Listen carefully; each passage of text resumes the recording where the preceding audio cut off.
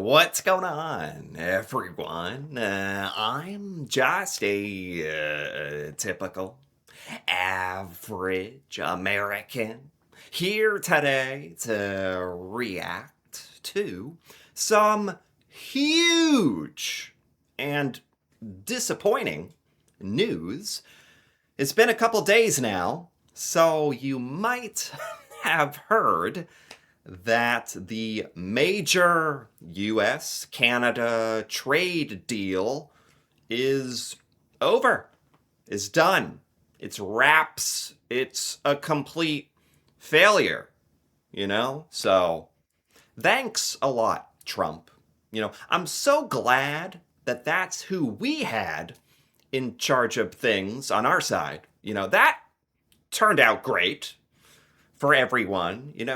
So master of deals. Art of the deal, right? Give me a break. More like art of the screw up. I mean, I still can't help but think, this is Canada we're talking about. Canada. You're telling me that we can't even manage to get along with Canada? One of the most beloved countries in the world that everyone else respects and gets along with, no problem. But somehow we just can't figure it out. So today, I really just want to try to understand how it came to this, how we ended up here, where we're at. The trade deal has completely fallen through. It's not happening, and I've heard a few things about this here in the US already. So I also just really want to hear the Canadian side of all this. So let's take a look. Kate, take us through how this deal fell apart tonight. Well, it happened less than an hour before midnight. U.S. Trade Representative Jamieson Greer was the one to announce the news, saying in his view, the U.S. was offering Canada a great deal, and it was Canada that called things off. He said, Wow. So is that right? Canada or Mark Carney, like officially, are decided to walk away from the deal. The United States was ready to go through with the deal. And of course, the way that we present it is the United States. We were presenting an extremely fair and balanced deal. Great for Canada. This is why a lot of Americans are very skeptical about what the US government is saying and what is real, what is truth and lies, because there's no way that's accurate. So it's actually really nice to see the Canadian side of this story, because it's like if the US was presenting such a great trade opportunity, such a great deal, why would Canada walk away from it knowing that the result would be 50% tariffs that are now going to go into effect, right? That was the threat. Canada is well aware of the repercussions of not having a deal, these insane tariffs. So if this was such a great deal for Canada, why would you walk away from it knowing the consequences? You'd have to think that Canada is insane. That's probably what the American media would lead you to believe. Or that's what Donald Trump would want you to believe as an American, that Canada is you're just crazy. You're out of your mind, walking away from such a great deal. Well, I hope they go into the specifics of what exactly the deal was and why Canada decided to walk away. Because obviously the deal was worse than the threat of 50% tariffs, right? That must be true. They were willing to offer some concessions to Canada, including on sectoral tariffs, and he defended the offer that was on the table. Take a listen to what he said. Canada declined to finalize the trade deal under the terms agreed earlier this week. Despite the Okay. U.S. offer to Canada to receive the best treatment of any major exporter to our market, It's so. How can you take us seriously when we say stuff like this? Like, oh, the best treatment, Canada. You've been receiving the best treatment from the United States. Don't you love the way we've been treating you? We are treating you the best. You get the best treatment. I mean, if you were like an alien listening to this and you had no concept of what Trump and the US government and America has done to Canada in the last year and a half, if you had no idea about that, you would think like the United States just treats Canada like the best. That we are just the greatest pals, we are the greatest ally. If this is all you knew, because that just shows how incredibly out of touch and backwards this statement is. To say to particularly use the word treatment, I think really triggers me. Like, yeah, Canada, we've been treating you great. Come on, what's your problem? new demands and walkbacks of other commitments by Canada have upended the careful balance reached in the past days. Okay, so again, I don't know exactly what to believe anymore, but the American representative says it was Canada going back on some of the commitments or some of the concessions perhaps in this trade deal. The US is saying Canada walked back some of the deal, some of the stipulations or whatever, and that caused it all to fall through. That's the story we're going with. Because no deal was reached, the Trump administration is making good on its threat to add a new bucket of 50% tariffs. They take effect immediately on about $27 billion of Canadian exports, ranging from cement to hockey sticks, and set to hit Ontario, Quebec, and British Columbia hardest. The U.S. I mean, from what I understand, this could cost Canadians thousands, tens of thousands of jobs. Not even talking about how, as an American, I know that these tariffs are also going to affect me as an American citizen. All these goods and that we import from Canada, that cost of tariffs is going to be passed on to me. No more hockey sticks for me, but yeah. So just all around, it's such an awful result, and it's so sad and disturbing to let's once again acknowledge what the hell are we doing where we're holding trade talks with our historical ally and friend Canada,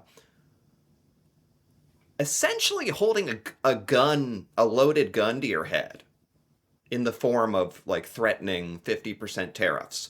Like, that's what Canada just had to go through. I think a lot of Americans don't really get it, don't really understand. That's what the Canadian experience is like, trying to negotiate with the US. We're like holding a loaded gun to your head, aka tariff threats. Like, we're gonna come to a deal right now, or else. Which is obviously no way to do negotiations with what is supposed to be your ally. Just absurd. The U.S. threatened those tariffs to try to pressure Canada to put U.S. booze back on their shelves and drop other retaliatory measures. But Greer says that Canada continues to plan to retaliate against the United States. With all this, Kate, it does look. I mean, again, that, let's not gloss over that either. Now, of course, in typical American fashion, these American ambassadors and trade reps, I've looked at clips of them talking and stuff. I can already tell the writing is on the wall. We're now gonna get so mad when Canada retaliates for these tariffs. If you guys dare to do anything, if you dare to stand up for yourself, if you dare to try to do what's best for Canada, if you dare try to go up against the United States, how dare you? for something that we did to you. We provoked it. We're somehow gonna be the victims. We're gonna say, what's Canada doing? We're the victims. How dare you guys retaliate? You're very mean, Canadians. I can already tell that's what's gonna happen, isn't it? Look now like things will or could escalate. Yeah, these talks went. No kidding. I mean, the ramifications of this are yet to be seen.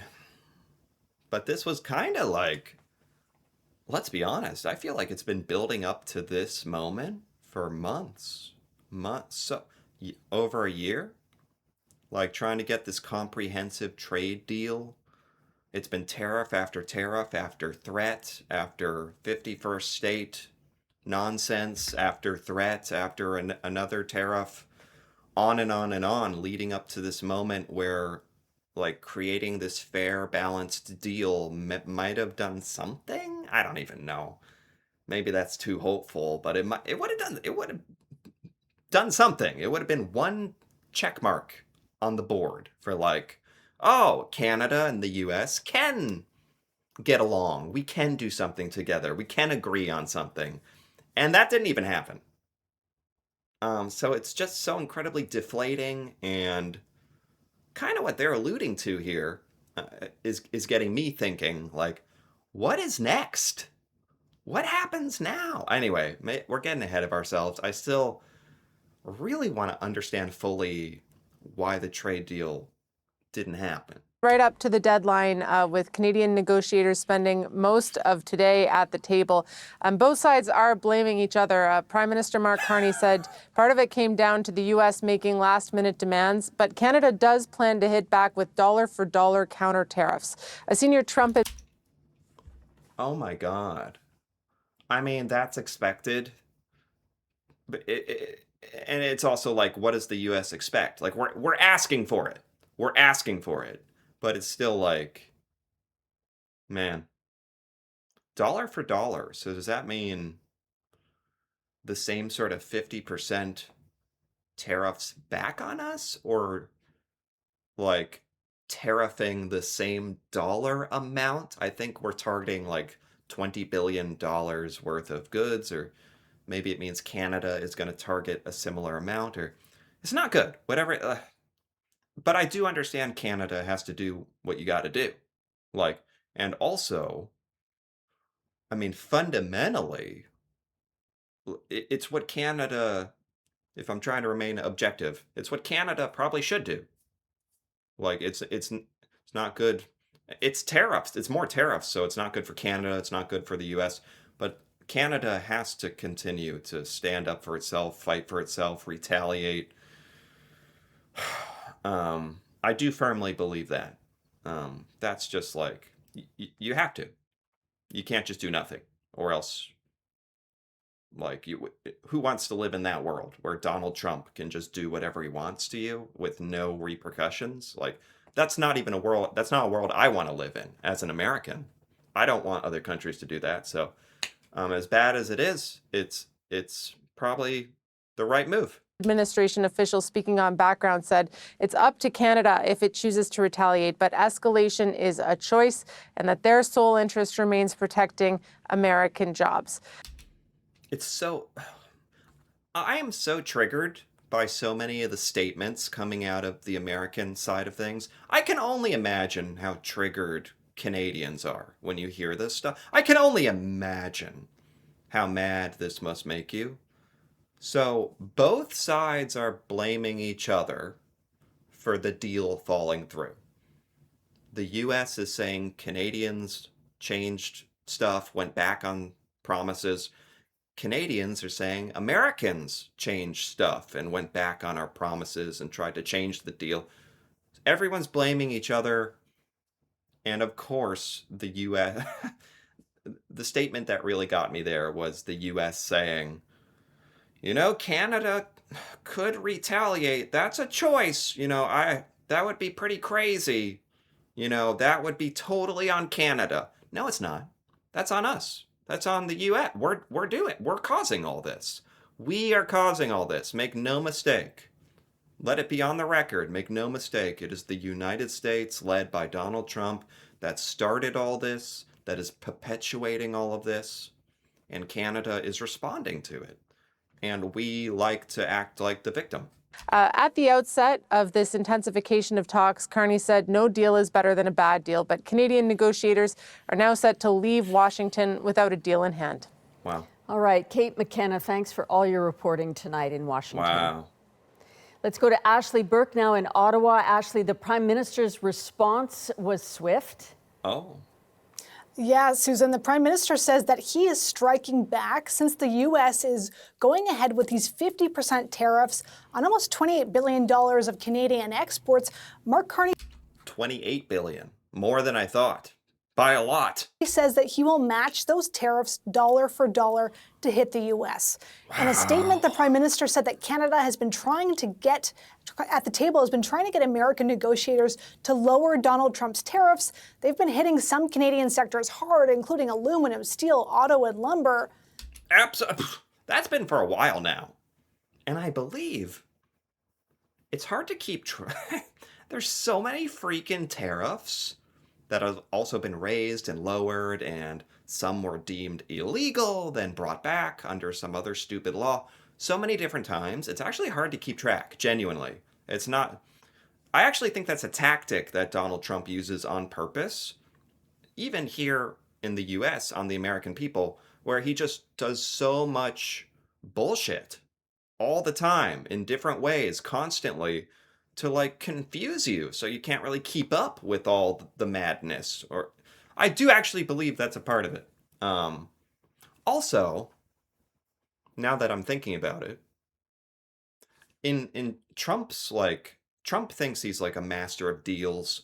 I heard in Trump's book, like Art of the Deal or something, that it's actually part of his deal philosophy at the very end of negotiations to then, at the very end, before the deal is made, to change something, to ask for some huge concession, to try to like pull one over very quickly. Which sounds like kind of what Canada is saying happened. I mean, the US is actually saying that's what Canada did. But if I'm not mistaken, I believe that's what Donald Trump's trade philosophy is known for, trying to like pull one over on you at the very last minute, hoping that you'll say yes. But Canada said no, blowing this whole thing up. So I wouldn't be surprised if that's what happened. Carney said in a statement that progress had been made during talks, but not enough. And as Kate mentioned, just as the U.S. is blaming the Canadian side, Carney is blaming the U.S. for talks breaking down. In a statement he wrote, Also, like, let's just be real here. At this point, it's actually almost amusing that it's hearsay. It's like one side says this, the other side says that. They're both blaming each other for why the deal broke down, and both like saying the other caused issues. What's the truth of the matter? And what I'm saying is, if we're being totally honest, do I trust Donald Trump more? Do I trust Donald Trump's word more than Mark Carney's word? And even as an American, I gotta say, given everything I've seen, everything that we've been through, everything Donald Trump has said and done, I have to say, at this point, I am inclined to believe the Canadian leadership more than the American one. So I actually want to hear what the Canadians have to say actually happened. have decided to suspend trade negotiations with the U.S. and have directed Canada's negotiators to return to Ottawa. Last-minute changes in the U.S. proposed terms were unfair, uneconomic, and called into the question the reliability of any deal. Look at that. Last-minute changes. Last-minute changes. That's really actually what it... I think we were actually very close to a deal. I think it actually was so close. And then the U.S. pulled the most idiotic moves possible at the very end, hoping to strong-arm Canada into a worse deal, or... and hoping that the threat of the 50% tariff increases would push us over the finish line, and it didn't work. I think that's what happened. So, Ashley, Ottawa faced pressure not just in Washington, but also domestically. How did that play into this breakdown? Yeah, the Prime Minister had promised that the government wouldn't accept a bad deal and was going to have to sell whatever he signed to Canadians at a time when polling shows there's still a lot of animosity towards the U.S. and not a lot of support for making concessions. That's a whole other part of this that probably the American side doesn't fully understand. Canada doesn't like the U.S. right now. Canadians don't like the U.S.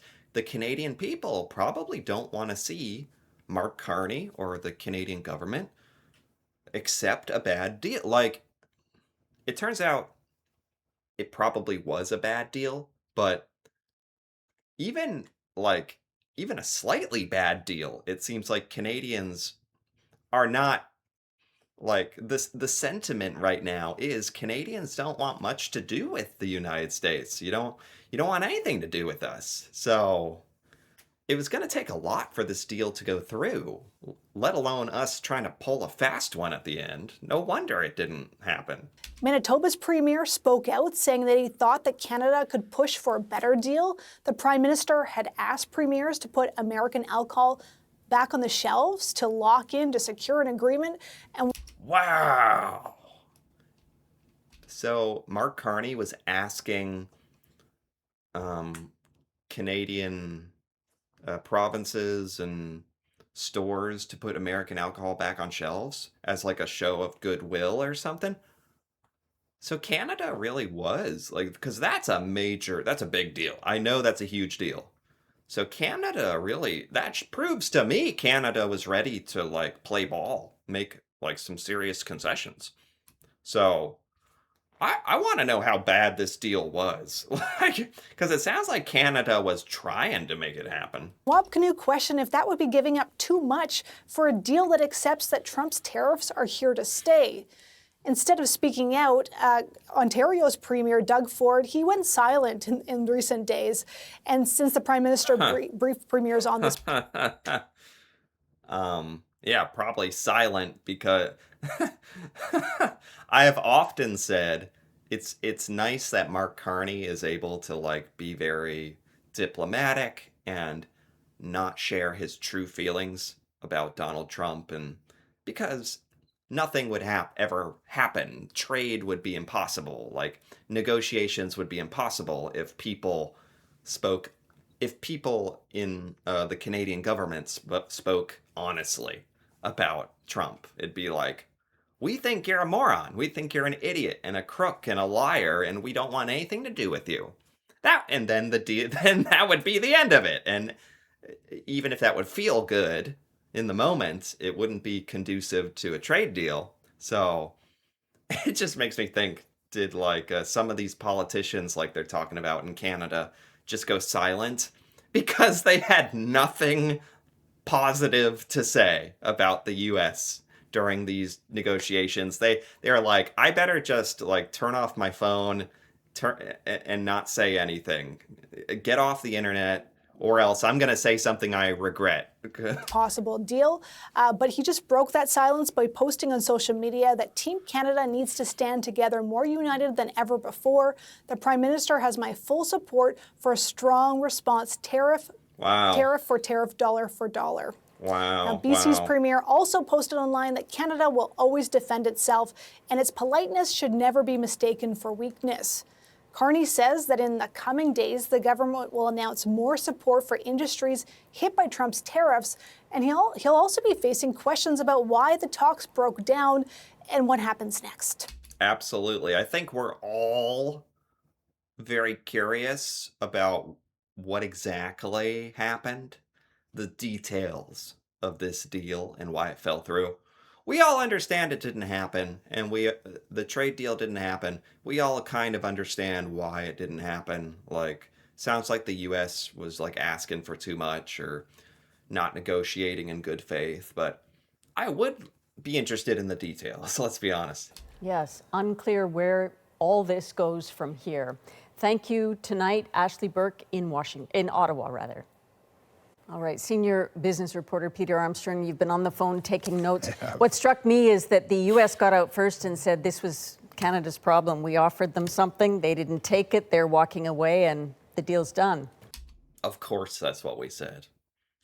Yeah, and I think I heard a little bit of that here in the U.S. as well. Well, not a deal, but the breakdown. And it's a significant breakdown. The tariffs that Ashley and Kate spoke about, 5% to Canadian exports, it'll shave off about a half a point of GDP. That's not the worst of it, though that's going to be bad. And it'll be very bad for the companies that are hitting it, much like the first tranche of tariffs. They won't hit evenly everywhere. Where they hit, though, they will hit very hard. And these were designed, these were purposely chosen to be the specific products that will have the most efficiency in leverage for the United States, pain for the Canadians, without causing too much damage in the United States. Tariffs, of course, will be paid. I actually didn't know that. That actually makes it even more disturbing, more disgusting to me. That detail, that the American policy, our trade negotiation tactic of threatening Canada, that's already horrible enough. But also just like knowing just how much effort we put into trying to screw over Canadians to get what we want. It really makes you think, like, why can't we put, instead of putting all that effort into something so evil, why don't we put it into something like constructive, like figuring out a deal that would be conducive to helping out the United States and Canada and mutually beneficial? And that'd be crazy. That'd just make too much sense, I guess. Tariffs, of course, will be paid by the American importer, whether that's a business or a household. But the tariffs themselves are only half of the problem. The fact that these talks have now broken off really deepens the uncertainty.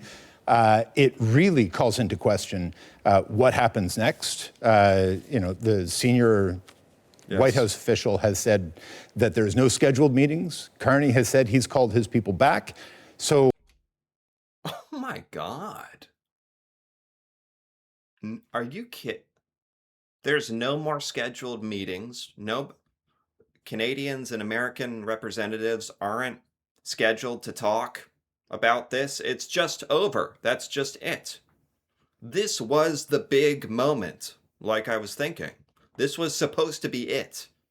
And since this didn't happen, and it was also just such a cataclysmic failure on top of that, I don't think anyone quite knows what's going to happen, except we're starting to see what the next steps are. It's that the next steps are really seeing what Canada does. And it's clear Canada's going to fight for itself and retaliate dollar for dollar. So I guess that's the next step. Well, how do we start to piece this back together?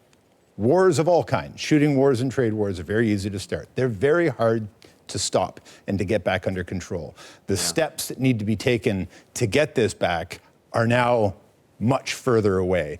The counter tariffs that Mark Carney has vowed to go ahead with.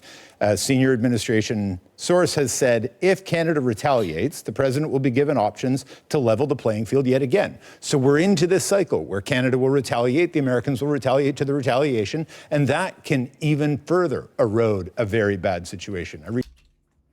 Absolutely, 1000% agree. That's where we're at. That's where we're at.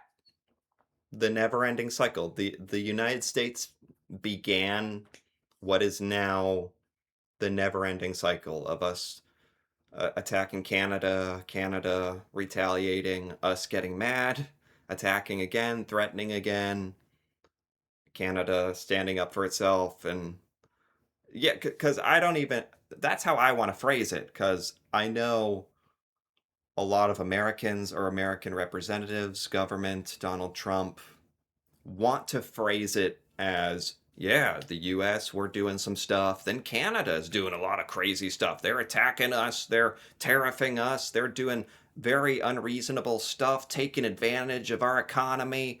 Like, really trying to frame Canada as like, equally as bad as the US. And I'm just not buying it. I just don't buy it. It's not what I'm seeing. So, what a massive disappointment, this whole thing. It sounds like it actually was. I don't know for sure how close this was, but it would have been nice to see this work out somehow. It actually feels like, knowing even this preliminary stuff, this was doomed to fail when you're trying to make a deal with Donald Trump. And that's the best. Maybe that's the easiest way to put it. It was doomed to fail, like from the beginning. Maybe I just got my hopes up, but I agree a lot with what he is saying. A lot of uncertainty going into the future. This feels like such a I don't know. It kind of felt like maybe we were getting somewhere, and this is such a major step backwards. I don't know what's going to happen. I really don't know what's going to happen. I think what's going to happen next is Canada is going to retaliate, and then Trump is going to do something in response to that retaliation. That might be crazy. That would be my best guess. Just following the pattern of what's happened so far. But anyway, I just wanted to take a look at this here, the Canadian perspective. This makes so much more sense now that I have heard the Canadian side of things. I think I kind of understand what happened and where we're at and why we got here. And it's so incredible. To say it's disappointing it's a massive understatement. It's so frustrating and disappointing, and yeah. So I do want to get some more details about the trade deal and what was asked and how it fell through. That's probably something I'm going to try to do next. So keep an eye out for my next video, where I'm going to try to get to the bottom of what happened, why Canada rejected this trade deal, the details of what the US was asking for, and how crazy it was. That's what I'm gonna do next for sure. So anyway, if you enjoyed this, feel free to give this video a like, or leave a comment, especially if you're Canadian. If you have any thoughts on all this, you must have thoughts on this if you're Canadian. That'd be awesome to hear about. And if you're interested in more videos like this, hearing my American perspective on a lot of this Canadian stuff, feel free to subscribe for more. And until then, thanks for watching, and see you next time.